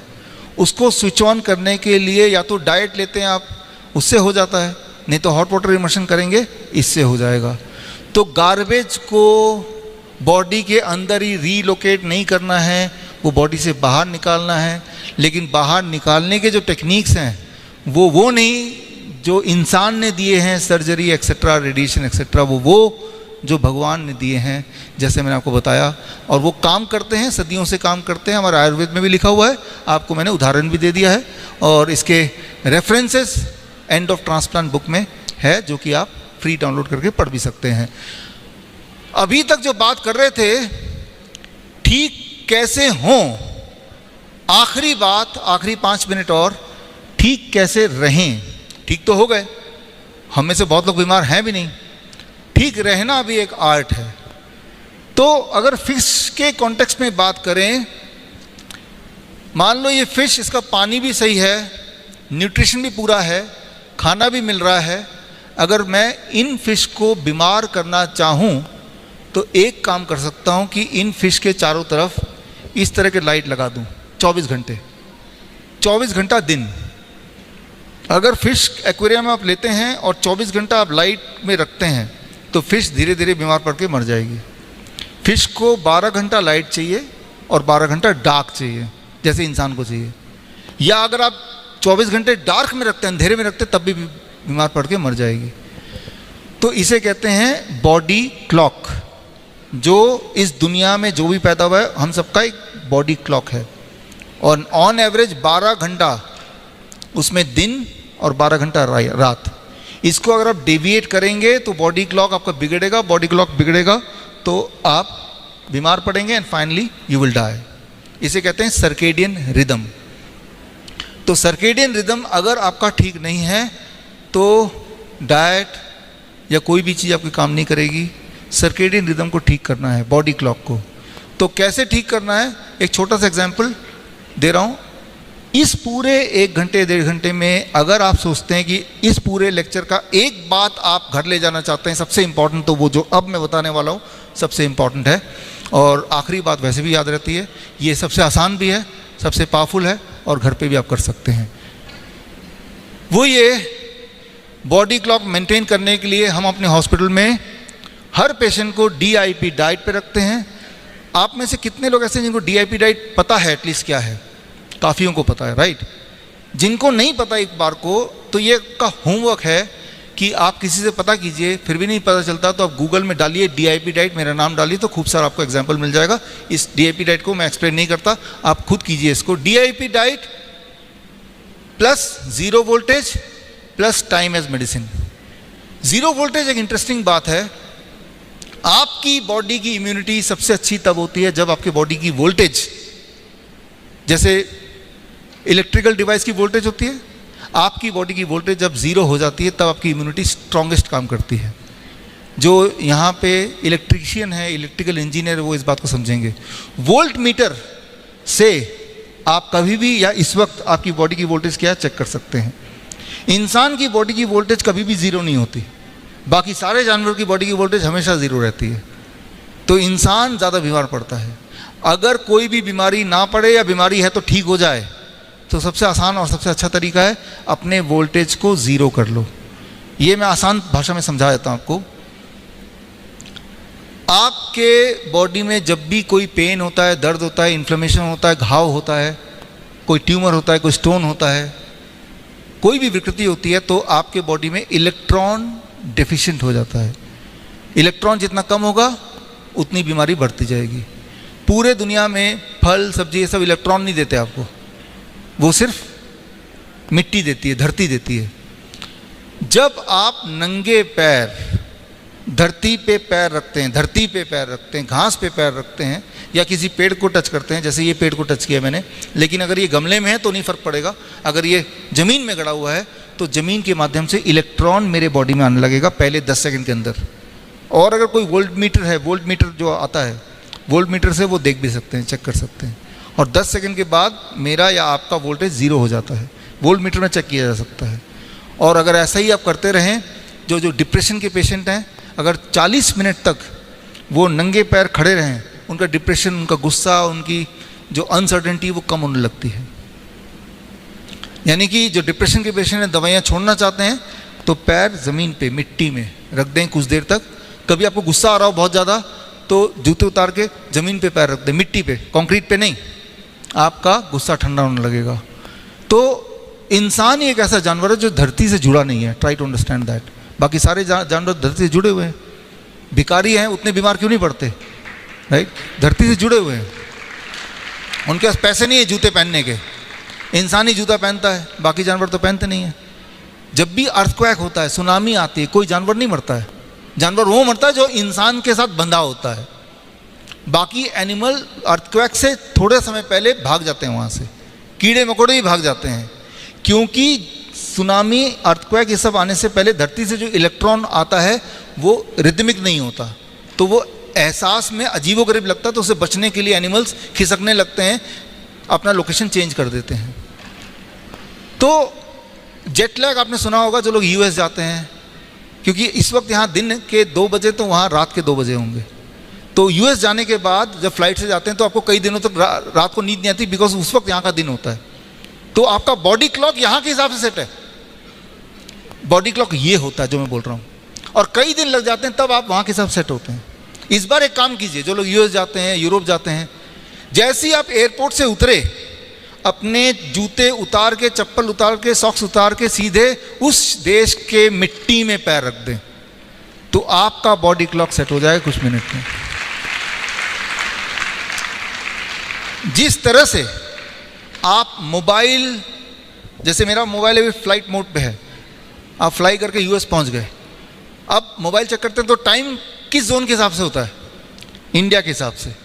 लेकिन जैसे ही आप मोबाइल को वहाँ के लोकल नेटवर्क से जोड़ देते हैं तो टाइम उसी वक्त वहाँ आ जाता है। ठीक उसी तरह से जैसे अपने बॉडी को वहाँ के जियोमैग्नेटिक नेटवर्क से जोड़ देंगे, आपका बॉडी क्लॉक वहीं चेंज हो जाएगा, है कि नहीं? तो ये इंपॉर्टेंस है धरती से जुड़ने का। सिर्फ तभी नहीं जब आप किसी और देश में जा रहे हैं, हर दिन अपनी धरती से जुड़ने का भी यही इंपॉर्टेंस है। हर दिन जुड़ना है, कम से कम 20 मिनट तो जुड़ना ही है। इसे हम बोलते हैं ज़ीरो वोल्टेज, राइट? हम अपने हॉस्पिटल में हर पेशेंट को कम से कम धरती से जोड़ कर रखते हैं 10 घंटे। ऐसा नहीं कि 10 घंटे बाहर छोड़ दिए, बाहर आना 10 घंटे बाद आना अंदर, ऐसा नहीं। उसके लिए हमने बेडशीट्स बनाई हैं, एक मैकेनिज्म बनाया है, आप सीख सकते हैं। सीखने के लिए ये किताब है cure@0 volt, ये भी vishwarup.com/ebook से फ्री डाउनलोड है। देना बहुत कुछ है, आज सारी चीज़ एक्सप्लेन करें कई दिन लग जाएंगे, इसलिए कुछ चीज़ें मैंने आपके लिए होमवर्क के लिए छोड़ा है।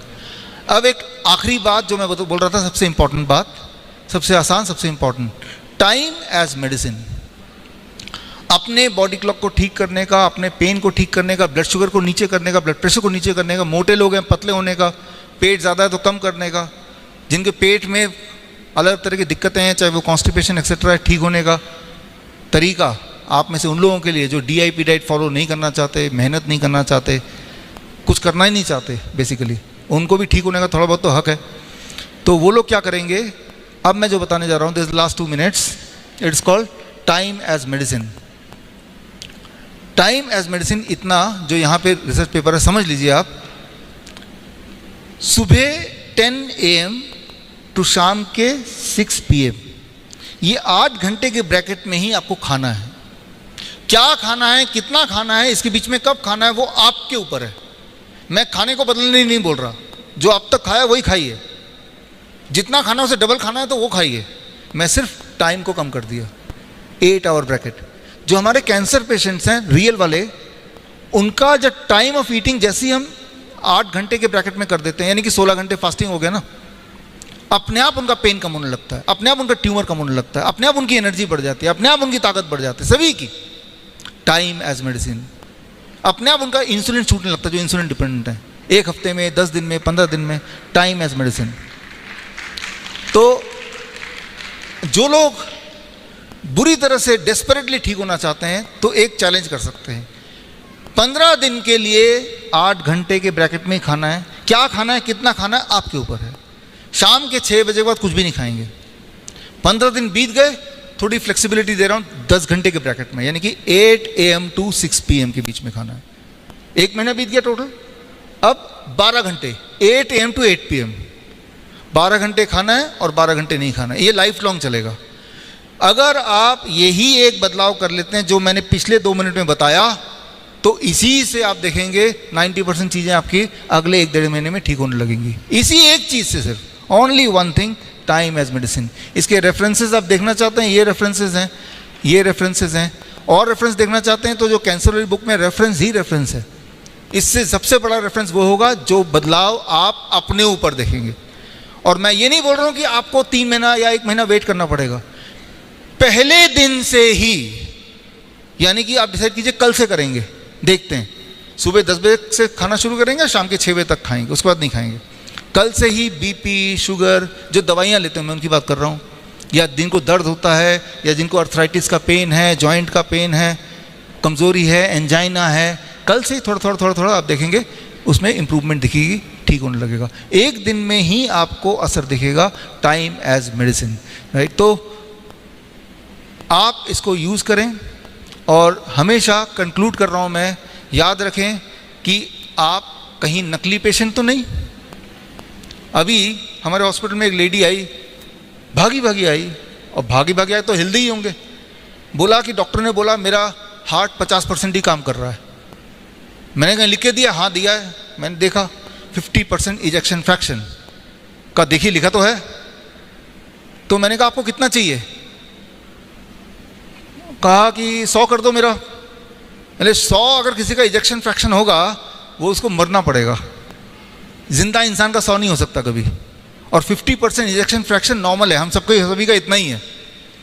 तो लेकिन उसके दिमाग में क्या बैठ गया, मेरा हार्ट 50% काम कर रहा है, जबकि वो हार्ट नहीं, वो इजेक्शन फ्रैक्शन है जो 50 से 70% ही काम करता है इंसान का। उससे ऊपर काम किसी का भी नहीं करता है, राइट। तो मैं ये बोलना चाह रहा हूँ, ये मिसलीडिंग ट्रैप्स हैं। ठीक इसी तरह से GFR की किडनी देखो, GFR बता रहा है 3% काम कर रहा है। अगर वो 3% काम कर रहा है फिर भी आप दौड़ पा रहे हैं, सारे काम दुनिया के कर पा रहे हैं, तो करने दो ना 3% काम। आप क्यों चिंता कर रहे हो उसकी? तो मैं ये बोलना चाह रहा हूँ कि अगर आप इस खेल के पीछे जाएंगे कि वो कैसे कैलकुलेट होता है, वो कैसे होता है, आपको समझ आ जाएगा कि these are all traps. Nocebo effect create करती है। हेल्दी इंसान बार बार सोचता है कि 3%, जब ऐसा सोचेगा तो एक्चुअली उसका किडनी, एक्चुअली उसके हार्ट में बदलाव आएंगे, and he will convert into from a नकली पेशेंट टू असली पेशेंट। तो आप और हम मिलकर थोड़ी कोशिश करें तो हम असली पेशेंट को भी नकली पेशेंट में पहले कन्वर्ट करें और नकली पेशेंट को नो पेशेंट में कन्वर्ट करें। तो मैं सोचता हूँ यही हमारे लिए योग होगा, यही हमारे लिए एक अच्छा काम होगा। तो खैर, थैंक यू। और एक आखिरी बात, अभी हमारे हिम्स हॉस्पिटल में ये सब तो होता है, सिर्फ एक्यूप्रेशर एक्यूपंक्चर नहीं होता है। आपके माध्यम से आप आज हमारे विटनेस हैं। डॉक्टर अंतिम जैन को मैं ये निवेदन करूंगा कि हमारे हिम्स हॉस्पिटल में भी आप अपनी टीम लगाएं और एक्यूप्रेशर एक्यूपंक्चर भी शुरू करें। तो इसी के साथ आज यहीं पे समाप्त करते हैं। धन्यवाद। Thank you.